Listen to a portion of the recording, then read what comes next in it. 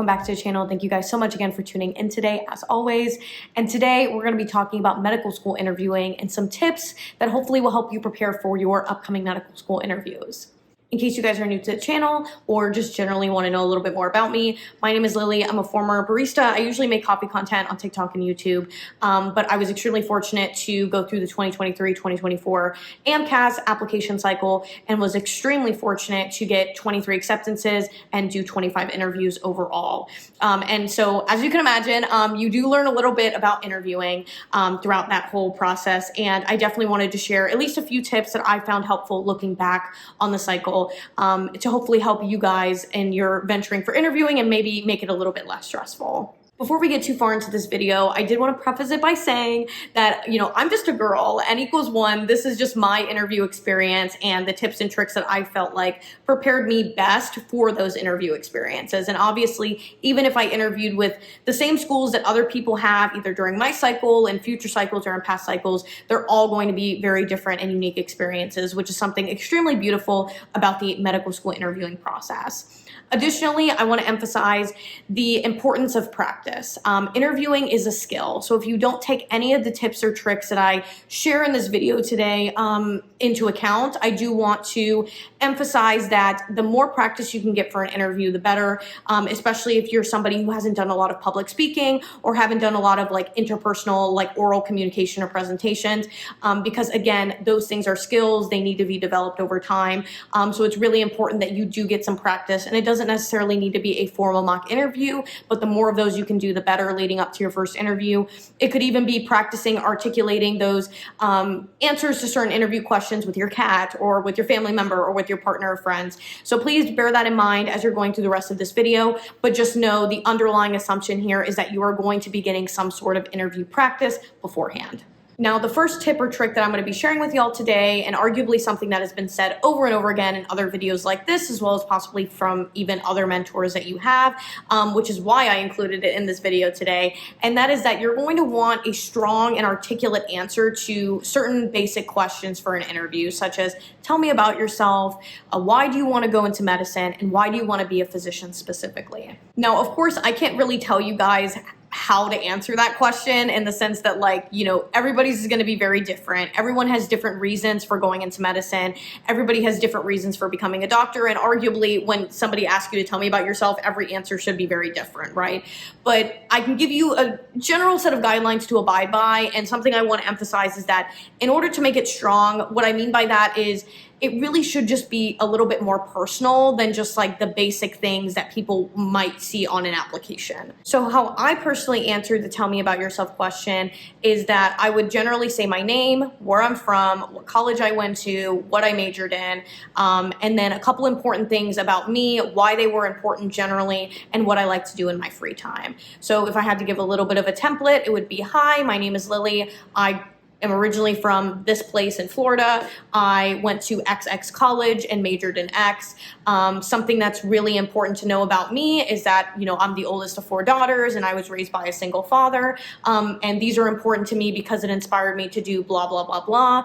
And aside from doing that in my full time, I really enjoy doing XX in my free time, like creating coffee content or, making videos like this on YouTube. Now, my template for this may be very different from yours, and that's okay. But what I would arguably say is that the way you answer this tell me about yourself question, or what you include in the important things about me when you're talking about it, is that is generally going to launch the rest of the direction of the interview, because that is kind of what's going to have the interviewer asking follow-up questions about. So if your sexual orientation is really important to you, if some adversity that you had growing up is really important to you, if you did some volunteer work or some research that's extremely important and meaningful to you, that would be the time to discuss it, because that is what the interviewer is going to have follow-up questions about. Because arguably, if it's important to you and you're passionate about it, it's automatically going to play to your strong suits and lead for a really good interview for the rest of the conversation. And I know that seems a little bit self-explanatory, but I know sometimes people tend to put things in that answer that make them sound, very impressive, like maybe they published work in here or they did this. And I would argue that unless you feel very, very comfortable talking about it, or you want that to be kind of the mood for the rest of the interview, it's important to focus on things that you are very passionate about rather than, again, just what you did, which is kind of going to be the theme for the rest of the topics that we're going to be talking about today. But as an example, whenever I would talk about the tell me about yourself, I often focused on my family dynamic. I would talk about some of my hobbies, and automatically my interviewer would segue into tell me about that, how that role in your family influenced wanting to go into medicine, or talk to me about, that research thing that you just mentioned. Like, how was that? What did you learn from it? Or even with the coffee content that I talked about, maybe they would be like, oh, what have you learned from doing coffee content? How did you get into doing coffee content, etc. So just keep that in mind, that it is going to set the mood kind of for the rest of the traditional one-on-one interview conversation, usually, unless they have a specific set of questions to abide by and they don't waste time with, the whole tell me about yourself thing and launching off of that. Now, when answering the why medicine question, I would argue that you've already done the hard part, right? Like, you wrote an entire personal statement on what kind of created your aspiration or journey into medicine and how you've solidified that you want to go into medicine. So I think it's entirely appropriate, at least that's what I did, is kind of revamp some of the points in your personal statement and articulate it in a more concise way. So if there was an event that really launched you into, curiosity and exploring a field in medicine, or if there were certain events that solidified that you want to go into medicine, it's okay to create an answer around something you've already talked about in your personal statement and just wrap it up in a couple of sentences. Alternatively, a question that I find people often have a hard time answering, myself included at first, is the question about why you want to be a physician versus other healthcare fields or other healthcare adjacent professions, maybe like social working or teaching. And I would argue the best way to answer that question is to really do some deep personal reflecting on the differences between being a physician and those other healthcare adjacent or healthcare professions that is often compared to being a physician, and what about those differences appeals to you given your personal experiences. So maybe you really like the idea of having a certain level of autonomy as a physician, and that's really valuable to you because of X, X, and X experiences. Or maybe you really like being the leader of teams, which is what you found out in your undergraduate experiences, leading certain things, and being able to be the leader of a healthcare team and hold that level of responsibility over your team and your patient decisions means a lot to you given those experiences and is very valuable. Or maybe you've done some research up until this point that is very hyper specialized, and in order for you to become an expert in that topic or that specialty, you need to have certain medical education or expertise backing that topic. And so I would encourage you to really think about what personally is important to you in becoming a physician. There really is no shortcut around that reflection, and then articulate an answer very concisely around that. The second thing that really helped me in preparing for my interviews is looking at school-specific resources for preparing for interviews online. So generally, sometimes schools will send out like interview guides of what to expect on interview day. Maybe it'll include information about who's interviewing you, the time that it's happening, which you definitely want to know, the format of it, as well as just general things that they're like assessing an applicant for, or looking on the school website to see what the mission is of the school. I'm sure you did that for your secondaries, but it's good to refresh yourself on school-specific missions and activities that the school does that might be able to help you in answering certain interview questions and gear those answers towards specific schools. Additionally, a little bit more informal is that there are some online forums that post past interview questions. Some of these are not always 100% correct, so take that with a grain of salt, but it'll at least help get you in the mindset of what possible interview questions you may be asked on interview day, even if the format's a little bit different. And for those who are doing the multiple mini interviews or MMI interviews at certain schools, again, not every school is going to have that, but obviously those are going to be a series of ethical scenarios, whether they're healthcare related directly or kind of healthcare adjacent scenarios that they expect you to kind of work through through in a certain time frame. And so it's really important for you to brush up on specific topics, especially if you didn't take things like medical ethics or anything like that in college. And to brush up on that, I literally went to the University of Washington Ethics Department website, and I'm happy to link that in the description below to kind of brush up on how you should go about certain scenarios. And obviously there are certain websites that list general MMI interviews questions you may be asked, and I'll link those below as well. Now, this next piece of advice is obviously something that's not just applicable to medical school interviews, but any life interview. It could be jobs, it could be for scholarships or whatever it may be. Please use examples when appropriate and as often as you can. There are some methods that you can use in your interview answers, which I'll link down below, like the STAR method.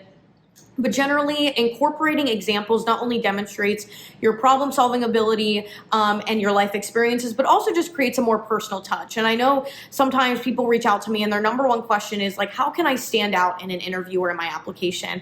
And really, standing out is just short for making it personal. Like, you as an individual are unique, and your experiences and lived ones are unique themselves, and they stand out just on their own. And so by incorporating those personal experiences or lived experiences in your interview answers, it allows your interviewer to understand a little bit more about you and your fit for the school, which is very important.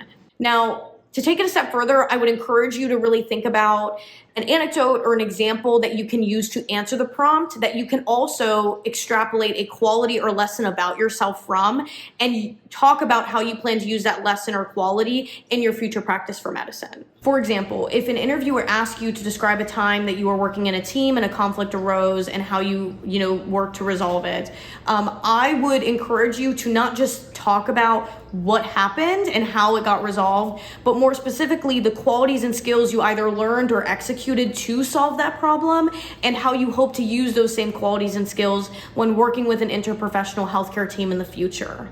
Something else that really helped me when preparing for my first set of interviews anyway is reviewing my primary and secondary applications before going into those interviews. And why it helped me, especially in the very beginning, is sometimes when you're formulating answers to those specific questions that you need to bring an anecdote into. Like, for example, I just used the leadership question, or describe a time you made a mistake and what you learned from it, etc.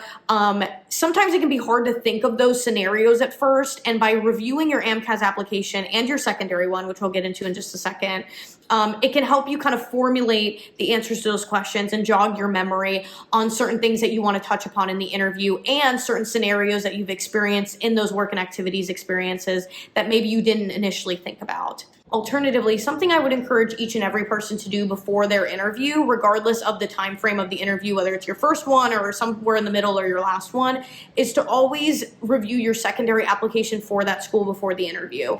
And I preach that for a couple reasons. One being that obviously when you're writing your secondary application, you write a lot of secondaries, and they all occur at different time frames. And sometimes all of the things that you write kind of blur together. So by reviewing the secondary application for that school, you can become better clarified on why that school's mission appealed to you, what community members and what organizations or research you want to conduct or serve while you're at that school. Because obviously your interviewers reading about that, and they probably want you to touch upon some of those things in your interview to kind of keep it consistent. And so it's important to review that and elaborate on that in your interview as well. Additionally, because we often write a lot of secondaries and they blur together, you'll realize when you review secondaries that some schools ask you about certain things and others don't. And so it can be nice to bring up new pieces of information during the interview that maybe they didn't ask you about in the secondary, but that another school did. So for example, sometimes schools ask you about the jobs you worked or the research that you did, or some of the awards you won or whatever it may be. It can be nice to bring that up in the school's interview that maybe didn't ask that in your secondary, or to strategically make sure that you didn't already talk about an anecdote in that school's secondary when you're answering an interview question. So just bear that in mind. It can be nice to bring up new information and help relate some of your experiences strategically to the school's mission after you review that in the secondary.